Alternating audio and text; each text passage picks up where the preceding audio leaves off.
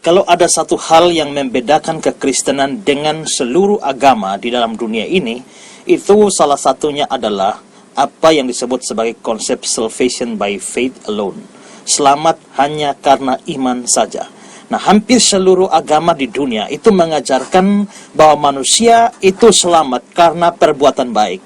Atau ada agama yang menggabungkan keduanya, yaitu selamat karena iman plus perbuatan baik. Tetapi hanya kekristenan saja, kekristenan yang sejati itu mengajarkan bahwa manusia selamat hanya karena iman saja. Tidak ditambah dengan perbuatan apapun yang membuat manusia dibenarkan atau manusia diselamatkan. Dan ini sesuai dengan spirit yang dilakukan pada zaman reformasi oleh Martin Luther, di mana salah satu semboyan reformasi itu adalah sola gratia dan juga sola fide. Sola gratia artinya keselamatan hanya anugerah Tuhan, dan itu diterima hanya oleh iman. Salvation by faith atau sola fide. Nah, saudara, mungkin saya perlu menjelaskan mengapa sampai kita percaya bahwa manusia itu tidak bisa diselamatkan dengan perbuatan baik, hanya dengan iman saja. Karena apa, saudara-saudara? Karena Alkitab, kalau dipelajari dengan dalam, Alkitab menggambarkan bahwa sejak manusia jatuh ke dalam dosa, manusia tidak bisa berbuat baik lagi. Ya, kalau kita baca misalnya dalam Kejadian 6 ayat 5, ketika dilihat Tuhan bahwa kejahatan manusia besar di bumi dan bahwa segala kecenderungan hatinya selalu membuahkan kejahatan semata-mata. Segala kecenderungan hatinya selalu membuahkan kejahatan semata-mata. Ada kata segala, lalu kata selalu. Lalu mulai di Kejadian 8 ayat 21. Aku tak akan mengutuk bumi lagi karena manusia, sekalipun dia yang ditimbulkan hatinya adalah jahat sejak dari kecil. Yang ditimbulkan hatinya adalah jahat sejak kecil. Lalu Mazmur 58 ayat 4. Sejak lahir, orang-orang fasik telah menyimpang. Sejak dari kandungan, pendusta-pendusta telah sesat. Lalu juga saudara, Titus 1 ayat 15. Bagi orang suci, semua suci. Tapi bagi orang najis dan orang tidak beriman, satu pun tidak ada yang suci. Karena baik akal maupun suara hati mereka najis. Nah, jadi dari sini kita bisa lihat bahwa Alkitab memang mengatakan manusia yang sudah jatuh dalam dosa, dia tidak bisa berbuat baik. Tapi apakah benar bahwa manusia tidak bisa berbuat baik? Tidak bisakah ada orang yang tidak percaya pada Yesus, lihat satu kasus, misalnya lihat orang kecelakaan, lalu menolong, apakah itu bukan perbuatan baik? Saudara, kalau perbuatan baik itu dari kacamata manusia, itu bisa dikatakan berbuat baik. Tapi kalau dari sudut pandang Allah, Allah tidak pernah menganggap bahwa perbuatan baik manusia itu adalah perbuatan baik yang mencapai standar Allah.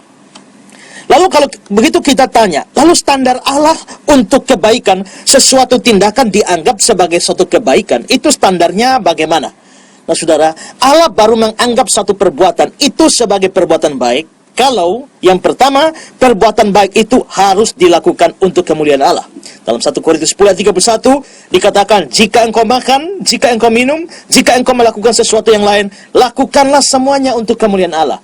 Jadi kalau seseorang melakukan sesuatu demi kemuliaan Allah, baru Allah anggap itu sebagai kebaikan. Kalau dilakukan tanpa pemikiran untuk kemuliaan Allah, Allah tidak pernah anggap itu sebagai kebaikan. Jadi misalnya, saudara ketemu, saudara mungkin ada tsunami, misalnya di Aceh kemarin. Lalu saudara bilang, wah pikir saudara, saya mau sumbang untuk orang di Aceh. Lalu saudara sumbang. Tapi dalam pikiran saudara, waktu saudara menyumbang itu, saudara berpikir bahwa saudara menyumbang demi kemuliaan Allah atau tidak. Kalau itu tidak ada, Tuhan tidak anggap itu perbuatan baik. Biarpun manusia anggap itu perbuatan baik. Saudara lihat ada orang menderita di tetangga saudara. Saudara mau tolong. Saudara lalu bantu dia. Tapi apakah saudara lakukan itu untuk kemuliaan Tuhan atau tidak? Kalau tidak, Tuhan tidak anggap itu perbuatan baik. Lalu saudara, kedua, yang menjadi standar Tuhan, kalau Tuhan menganggap satu perbuatan adalah perbuatan baik, adalah jikalau satu perbuatan itu dilakukan karena orang mengasihi Allah. Yohanes 14 ayat 15, jikalau kamu mengasihi aku, kamu akan menuruti segala perintahku. Jadi Tuhan baru mau anggap perbuatan itu adalah perbuatan baik kalau orang yang melakukannya melakukan karena mengasihi Tuhan. Waktu saudara tolong korban bencana tsunami di Aceh, apakah saudara melakukannya karena saudara mengasihi Tuhan atau tidak? Kalau tidak, Tuhan tidak anggap itu perbuatan baik. Waktu saudara tolong tetangga yang susah, saudara lakukan itu karena saudara mengasihi Tuhan atau tidak? Kalau tidak, Tuhan tidak anggap itu perbuatan baik. Nah sekarang pikirkan, kalau perbuatan baik itu suatu perbuatan baru dianggap baik, kalau memenuhi dua syarat ini, untuk kemuliaan Tuhan dan karena mengasihi Tuhan, maka pikirkan, bisakah orang yang tidak percaya Yesus melakukan sesuatu untuk kemuliaan Allah? Bisakah orang yang tidak percaya pada Yesus, dia melakukan sesuatu karena dia mengasihi Allah? Tidak mungkin.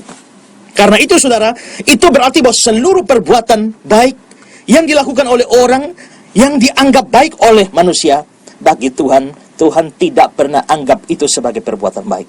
Itu berarti saudara, bahwa semua manusia di luar Kristus, perbuatan baiknya ada berapa banyak? Perbuatan baiknya 0. Tidak ada sama sekali. Nanti kalau orangnya percaya Yesus, lalu Roh Kudus diberi. Kalau Roh Kudus diberikan, lalu Roh Kudusnya melahirkan apa yang disebut sebagai buah roh. Dari buah roh itu muncul perbuatan-perbuatan baik. Berarti perbuatan baik baru muncul setelah orangnya beriman. Kalau begitu orangnya belum beriman, perbuatan baik sama sekali tidak ada atau dianggap 0. Nah, kalau memang perbuatan baik itu 0 pada saat orang belum percaya pada Yesus, bagaimana bisa orangnya bisa selamat karena perbuatan baik? Perbuatan baiknya sama sekali tidak ada. Kalau perbuatan baik tidak ada, apa yang dia andalkan untuk bisa selamat? Nah, karena sudut pandang seperti ini, maka kekristenan menganggap bahwa manusia memang tidak bisa diselamatkan karena perbuatan baik. Mengapa? Karena perbuatan baiknya memang tidak ada. Tapi kalau seandainya ada, ingat ya, saya bilang seandainya ada, itu sudah pasti tidak ada. Tapi kalau seandainya ada pun, perbuatan baik yang ada itu tetap tidak bisa menyelamatkan. Mengapa saudara? Dalam Yesaya 64 ayat 6 dikatakan, segala kesalehan kami seperti kain yang kotor. Segala kesalehan kami seperti kain yang kotor. Bukan bilang segala dosa atau segala kejahatan kami, tapi segala kesalehan kami, semua kebaikan saudara kalau dikumpul, itu sama dengan kain kotor. Bukan sebagian kesalehan kami, seluruh kesalehan kalau kumpul itu sama dengan kain yang kotor. Kain kotor di sini saudara, itu yang dimaksudkan adalah kain pembalut seorang wanita kalau dia datang bulan atau dia haid. Nah, itu perbuatan baik kita di mata Tuhan dinilai seperti kain pembalut itu. Jadi kalau orang berpikir saya selamat karena saya berbuat baik, itu sama dengan dia bawa kain pembalut lalu dia bilang, Tuhan ini tiket masuk surga.